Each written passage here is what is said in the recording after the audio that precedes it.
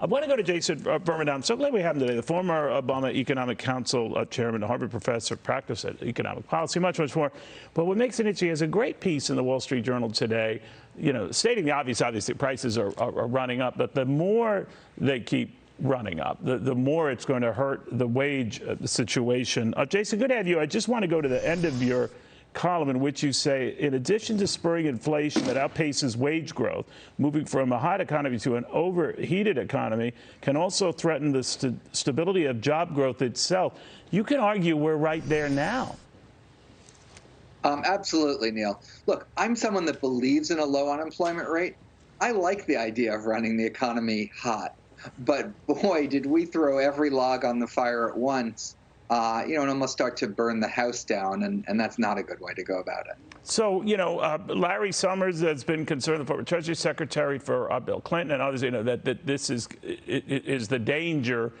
Now, he's held back saying necessarily whether this will lead to like a Carter type recession. But do you see that?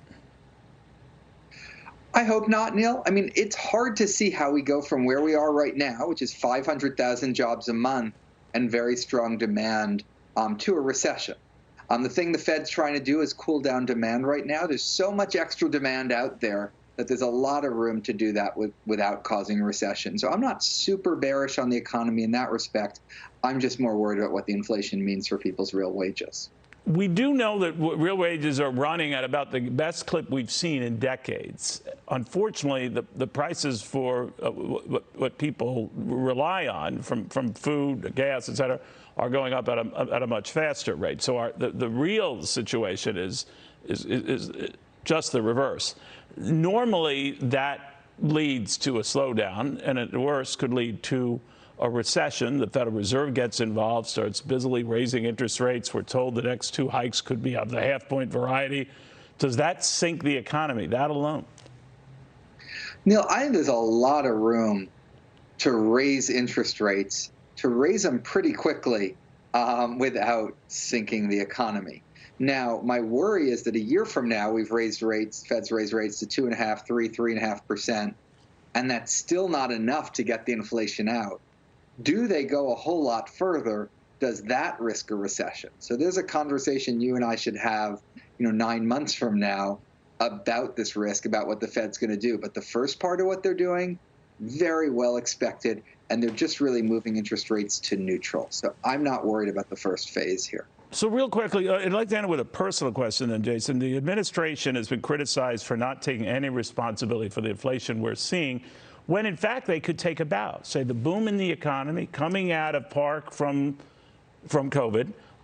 We've got a boom in our hands, and we've got whatever this is, 8-9 months in a row of 400,000 new jobs added to the economy each and every month. But instead, they deny what's obvious when they could actually frame it in a better way. Do you think they botched the response to this? Look, I don't give message advice to them or to anyone else. I think it's important, though, to be able to simultaneously tell two stories, both of which are true. We're seeing phenomenally strong job growth, and we're seeing terrible inflation. And one of those is a good thing. One of those is not a good thing. And everyone needs to grasp both of them. All right. So when Ken Langone, the Home Depot founder, started his company in the midst of the Carter years, says that President Biden is worse than President Carter. What did you think of that? I don't think that makes a whole lot of sense. I mean, President Biden came in a pretty tricky economic situation. Most of the recovery we've seen is because people learning to live with the virus better and the vaccines. But I think it was important to pass some things, overshot the mark some, but there's a lot of time to course correct. All right, got it. Jason, thank you very much. I urge all of you to read his column today. It does put this in perspective without all the politicization.